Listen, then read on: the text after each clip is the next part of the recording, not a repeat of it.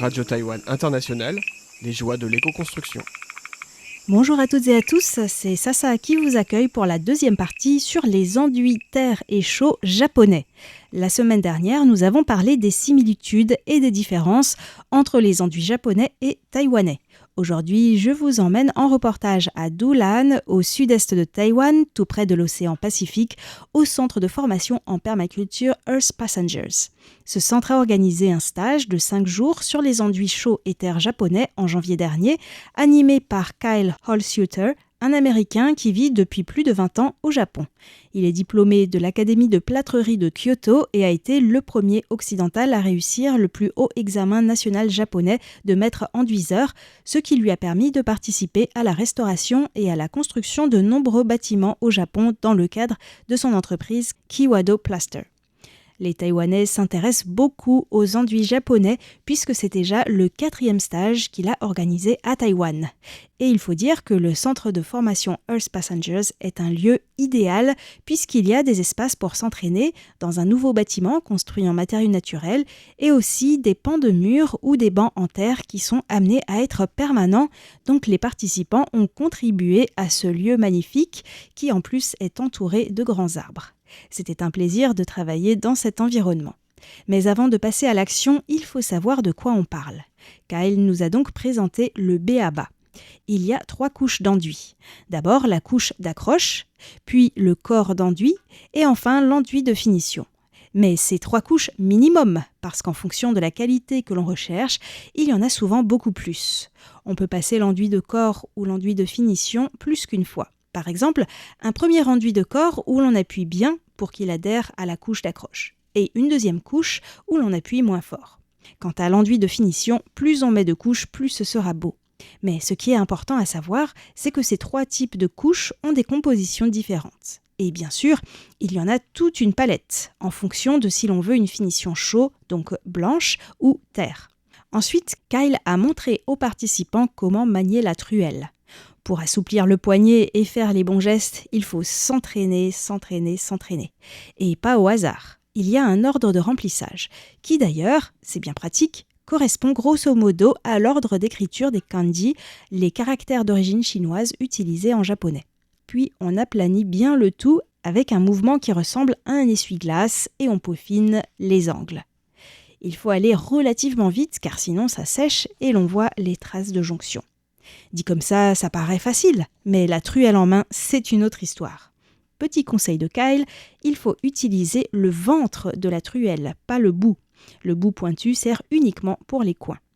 On écoute Atama puis Xiaoyu, participantes au stage, dont les témoignages, je trouve, résument bien les sentiments que l'on peut avoir quand on enduit un mur.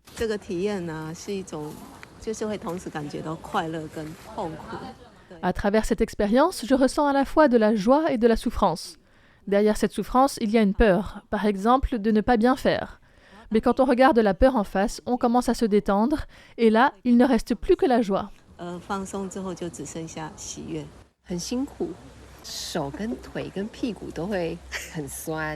C'est très difficile, j'ai mal aux mains, aux cuisses et même au derrière, mais j'ai un sentiment d'accomplissement. J'ai l'impression qu'enduire les murs, ça montre notre état d'esprit intérieur. Par exemple, est-ce qu'on doit passer la truelle encore une fois ? Parfois, le résultat est pire qu'avant. Comment trouver le point d'équilibre ? En tout cas, je ne m'ennuie pas et je ne vois pas le temps passer. Tout cela m'a rappelé le chantier à Jilamidai, dans le comté de Hualien, sur lequel j'avais fait un reportage il y a quelques années. Une participante qui était en train d'enduire un mur avec un enduit terre m'avait dit « Je vis une histoire d'amour avec le mur. » Et oui, parce que parfois, on fait des faux pas. La pointe de la truelle s'enfonce malencontreusement dans l'enduit et ça nous brise le cœur. Ou encore d'autres fois, la réaction du mur est inattendue. En mandarin, avoir une histoire d'amour se traduit littéralement par parler d'amour, tan lian ai. Donc il y a un double sens. C'est comme être en dialogue avec le mur qui devient une personne. Comme Jonggi, un autre participant l'avait fait remarquer la semaine dernière, les Japonais sont très attentifs aux détails. Alors Kyle nous a appris à bien nettoyer les bords du cadre que l'on va enduire avec un large pinceau mouillé et de l'eau propre avant et après chaque couche d'enduit. C'est surtout très important pour la chaux car si on ne l'enlève pas tout de suite, les taches blanches sur le bois ne s'enlèvent plus après.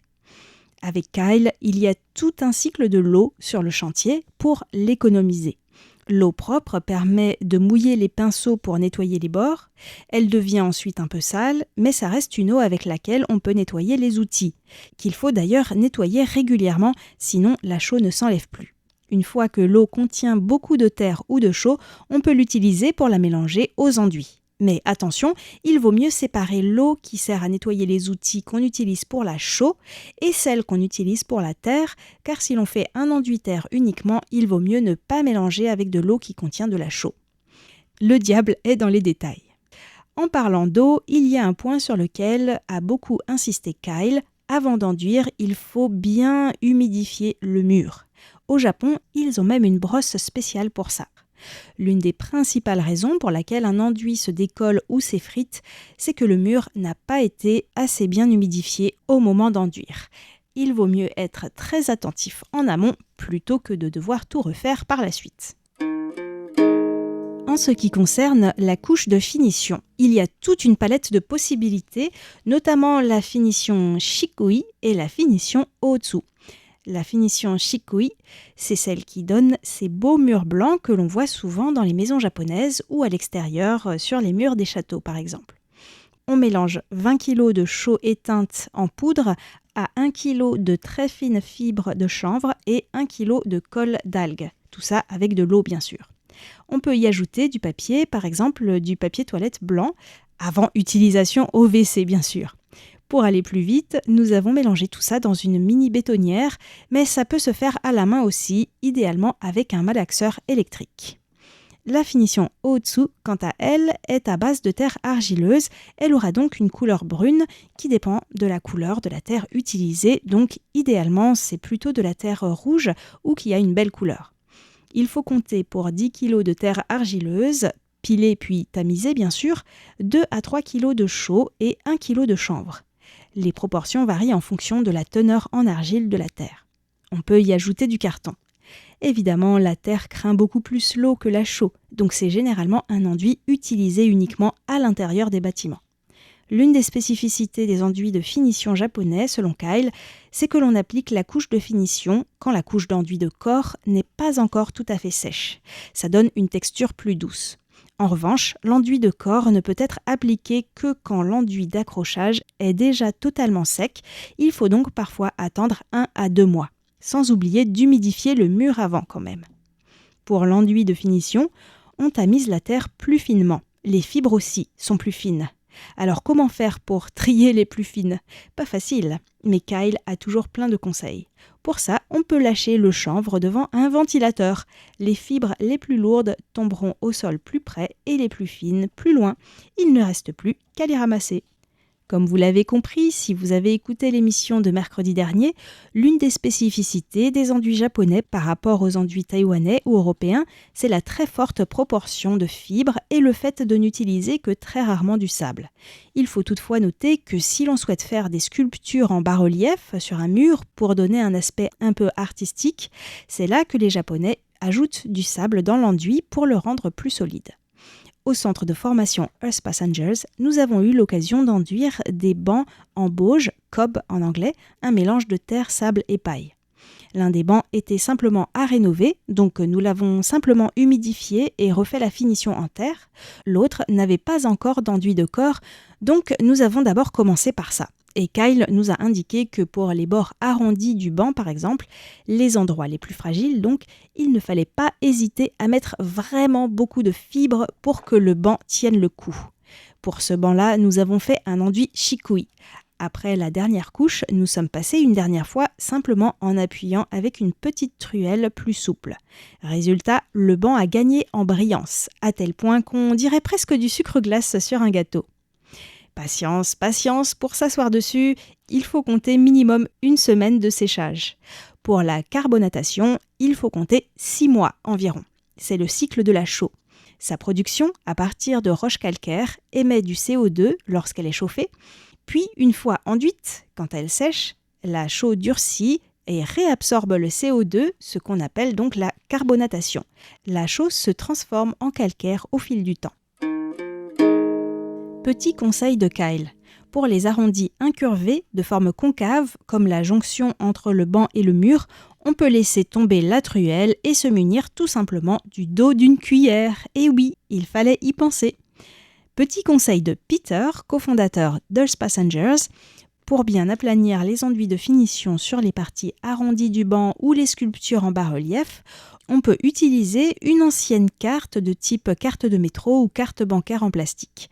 Ça se plie vraiment bien dans tous les sens pour s'adapter à la forme de l'arrondi. Peter qui n'hésite pas d'ailleurs à se contorsionner ou à enduire les murs en position couchée, comme vous pourrez le voir sur les photos et la vidéo. Parfois, il y a des coins assez inaccessibles.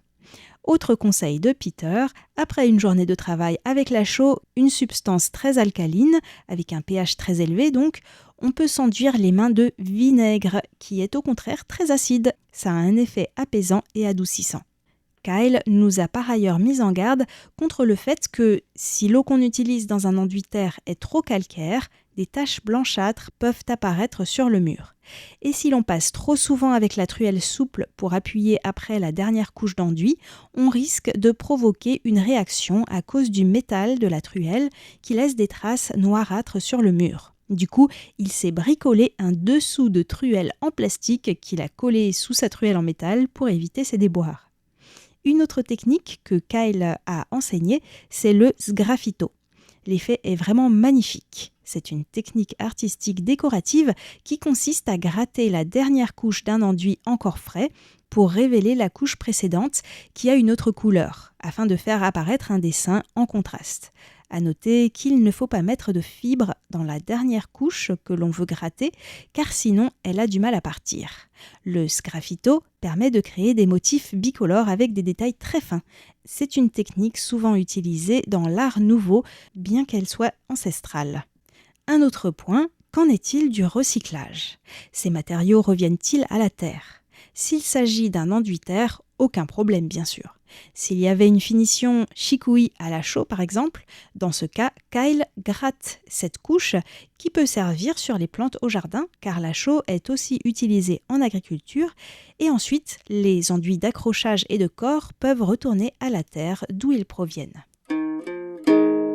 Pour finir, donnons la parole à quelques participants pour savoir ce qu'ils ont pensé de ce stage. Atama et Chanxi ont déjà commencé à enduire des pans de mur à la maison et ce stage leur a vraiment permis de progresser. Je trouve que ça vaut vraiment la peine, car en ce moment, j'essaye de faire ça chez moi, dans une vieille maison, et pendant cet atelier, j'ai pu comprendre quelles sont les différentes étapes.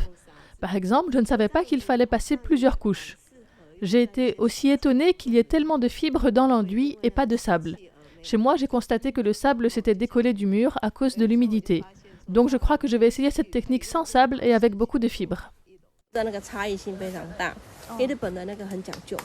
C'est très différent. Les enduits japonais, c'est plus élaboré. Chaque jour, je suis très enthousiaste à l'idée de découvrir ce que je vais apprendre de nouveau. Dodo, quant à elle, est architecte. Elle a adoré ce stage. L'expérience de Kyle est très précieuse. Il y a certaines personnes qui ont tendance à rester dans la théorie, mais lui, on peut tout lui demander sur la pratique. Il connaît très bien les utilisations spécifiques de chaque matériau. Donc je conseille très fortement à tous, y compris les professionnels de l'architecture, de suivre ce cours.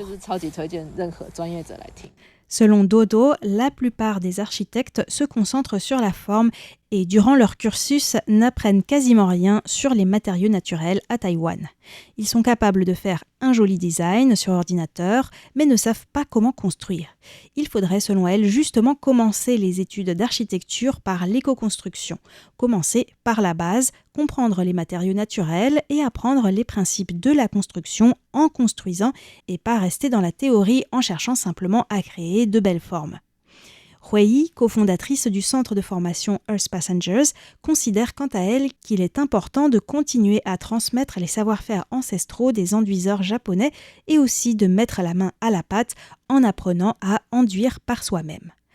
À Taïwan, il y a de plus en plus d'entreprises qui vendent des enduits prêts à l'emploi, mais avec Kyle, on apprend aussi quelles sont les propriétés des matériaux naturels et l'esprit qui va avec ces savoir-faire, ce qui est très précieux.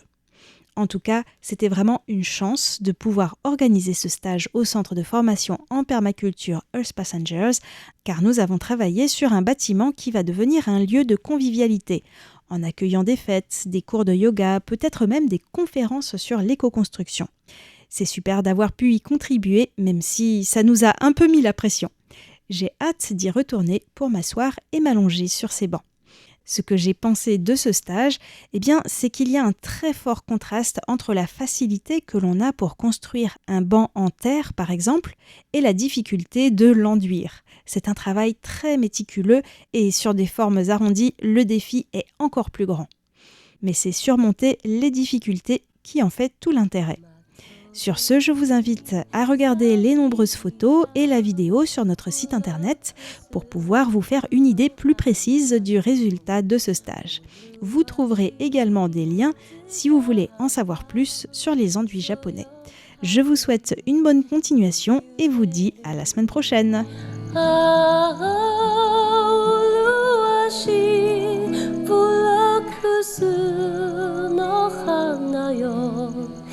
君に捧げる山々を越えて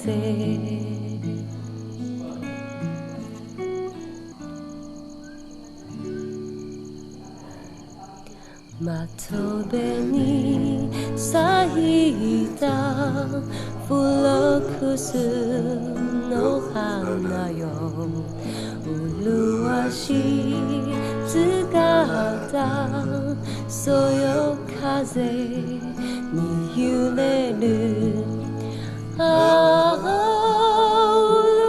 麗しいフロックスの花よ君に捧げる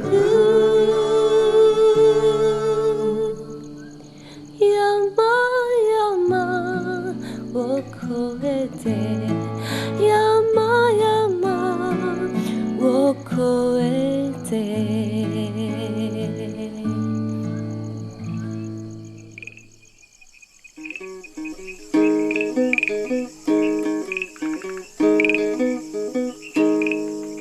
Radio Taïwan International, les joies de l'éco-construction.